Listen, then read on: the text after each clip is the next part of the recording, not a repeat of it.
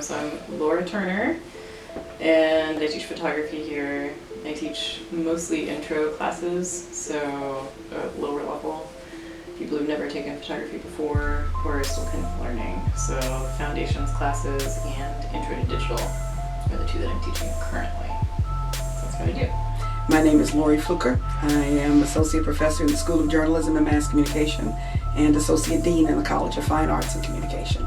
My name is John Smickley. I'm a senior lecturer in the School of Journalism and Mass Communication here at Texas State University. I'm in the Digital Media Innovation program in the sequence there in the School of Journalism, and we focus on digital media.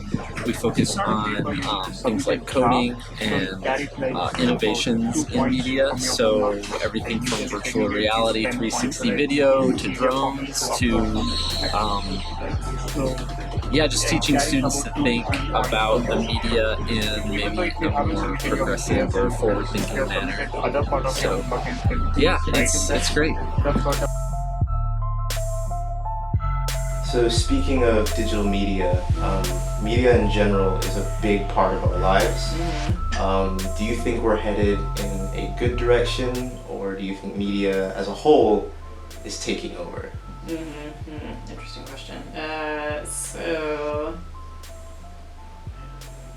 pluses and minuses, I think. I think that on one level, the amount of information, there's so much of it now that you can really kind of find anything you want, which is kind of amazing, and I think to a lot of degrees, it helps people maybe who feel isolated, socially, or introverted people. I think because I'm pretty introverted generally, social media is great for me because it means I don't have to actually talk to anybody, I can talk to someone online. So I think there's a lot of great things like that. Research-wise, you can find kind of anything that you want. But then, of course, there's problems like fake news and things that happen on Facebook where people end up in their little bubble, people who just think like they think, There's a lot of downsides, I would say. So I think it's good and bad. Well, I think it's a two-edged sword. I think that media are certainly a lot more powerful now, a lot more accessible. It is the democratization of media that we're witnessing now. It used to be that the power that media had was really in the hands of only the elite, an oligopoly, so to speak. Now with new media, everyone has access to media, and particularly your generation, millennials, have a lot of control now, and they take that control quite seriously. And so I think that's wonderful. I think this idea that now we all have the opportunity to have more of a say is an exciting time. However, it's also a time that media now dominate our lives even more so than it used to, if that were ever possible. And so we spend a lot more time with media than perhaps we should. There are lots of other things that we should be doing when in fact we are using media to the extent that many of the other things that need to be done go ignored. So that's why I say it's a two-edged sword. It's wonderful that we have this kind of access, but it would be great if we used it a little bit more judiciously. I think we're definitely headed in a good direction in terms of media and the evolution of media and digital media specifically. I think there are so many more opportunities for journalists and storytellers today than there were 10, 20, 30 years ago. I think the internet alone has opened the doors so that everyone can be a publisher, everyone can voice their opinion. It's truly a democratic medium, and so I think that it's really a good direction. Technology has also allowed for higher quality journalism to be done, in terms of the video quality, audio quality, and just the sheer amount of content that's coming out is also increased dramatically since 10, 20 years ago. So I see it as a very good thing. I see it as, with as much as we use media and social media, we're kind of as a society deciding how much is too much, and most people are kind of self-regulatory. But I could see, as with anything, there's good sides and bad sides to every situation, right? So I think, but the pros outweigh the cons by far. So then with media, more specifically TV, television, Yeah. these days it seems that we watch videos and TV programming on anything and everything that's not TV. Do you think broadcast media is dying out? Is everything going to be all digital in, say, 50 years?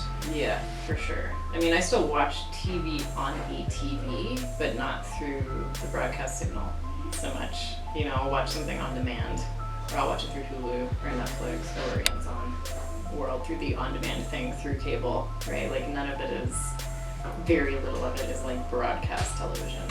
So, yeah, for sure. I think in like 5 years. I think it's like on the way out, so for sure. Do you think that broadcast TV is say dying out? Do you think in 50 years? I don't think so. Here's the thing: no matter where you watch it, there still has to be someone who's providing that content. And so while millennial viewers are watching it on those, on these all these new content ways of doing it. In other words, you're watching it on your phone or laptop or things of that nature. I still think that Shonda Rhimes has nothing to fear. You will want to watch Scandal. You will want to watch Grey's Anatomy wherever you watch it. And so I don't see television dying in any time in the near future.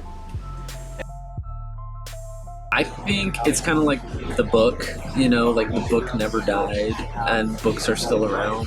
They just look different in some ways. I think like newspapers will typically never die, but they'll just look different. I think broadcast TV will never truly die. It will just look different, and we can see it's changing a lot.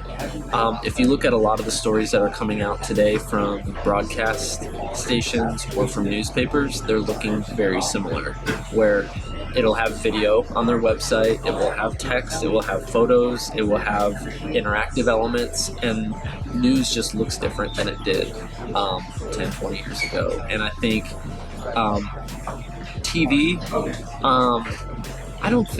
I think it will just look different in years to come. People won't want to wait until the already they don't want to wait till the 5 o'clock news to watch the news. They're already in it, hearing about it and tweeting about it throughout the day. But I think like TV, and Netflix is showing us this too, that people aren't going to wait till the 8 o'clock hour to watch their favorite show. They'll watch it when they want to watch it. They'll watch it later on demand. And I think that's how TV will look in the future. The shows that we want to sit down and watch and consume will be on our time. It won't be when a network says we need to be sitting in front of our TVs to do it. So I don't think TV will ever die. I don't think broadcast will really ever die. It will just look a lot different in the years to come. And we can see that they're all kind of coming together into one big like web package or digital experience. So. With smartphones, I've found myself in a situation where I've called someone, but in the end they would rather I send them a text message or a DM. Why do you think people, or more specifically millennials, have shifted towards this just text me? I mean, I've always been like that because I hate talking on the phone. So I can say like why I like it. I'm not a millennial. I'm like 2 years too old to be a millennial. So I don't actually fit into that category. So I don't know if it applies or not. For me, it's just an introversion thing. It's like I need to see somebody to talk to them. It's hard for me to just hear somebody's voice and understand what's going on because I can't see their expression. So it's very disconcerting for me. And that's just personal. Millennial-wise, I think it's maybe a little bit about like limiting stimulus. Like there's so much stimulus coming in all the time. I think that having to switch your brain into like auditory only mode is really difficult when you're operating in like a visual capacity constantly, right? Kind of like that switch back and forth. It's like task switching can be really hard on the brain. So texting probably keeps it in the realm of what you're already doing. Just a little easier to guess. Yeah. Why do you think we as millennials have chosen this way of communication? Well, I think you've grown up with it in your hands. You are from a generation, I'm from a generation where we talk to each other. That's all we had to do if it weren't by phone. And I mean old rotary phones. And so you've grown up with this technology. If you look at the persons in the next generation, we're calling them Generation Z, they're going to be even less social because you see babies learning how to, get to their content immediately, whether it's iPads or iPhones or whatever. And so I think that because you've grown up with this as your norm, this is your norm right now. This is how you prefer. I can only hope that it goes the opposite direction. I do worry about your generation being less social and the generation coming behind you. And so I'm hoping that this is something that is just a flash in the pan, which is what they said television was. I feel old now, but I'm hopeful that this sense of technology being the only way to connect us will not be what we have in the future. If it is, I worry. As a society, we're trying to balance this like world of technology with relationships, and we've been, assuming that an interaction on Facebook is the same as a face-to-face interaction, and it's not. They're different, and I think we can't really lump a digital interaction with somebody in the same breath as a face-to-face. And I've been there too, where somebody's called me and we talked for like 2 seconds, and then I'm thinking, why didn't you just text me that? We could have just done it faster. It just seems like, but when a friend calls you haven't talked to in a long time, and you talk to them for like a good hour, then a text could never replace that. So it's kind of like we're still trying to figure out when is appropriate to text versus when we need to be talking. And like same with like AI, and you think about that, like when we have our phones to help us with calendar items and stuff, we have to figure out what makes it easier for us. Do I want to type in that calendar item, or do I want my personal assistant to do it? On one hand you get control, and the other hand it's taking care of itself. Same with like texting, personal contact. It's like you get a lot of control over the conversation if you're, in it with someone face to face. But texting, you don't get a lot of control because you don't know what they meant by that emoji, or you say something really quickly and you don't get as much of a deep conversation. So I think it's kind of like a pendulum. It's like we're trying to figure out, we've swung way towards like digital everything, which I think is great, but like we're also trying to like balance it with where is the personal, touch with that. I don't know. I think that we're still trying to figure that out.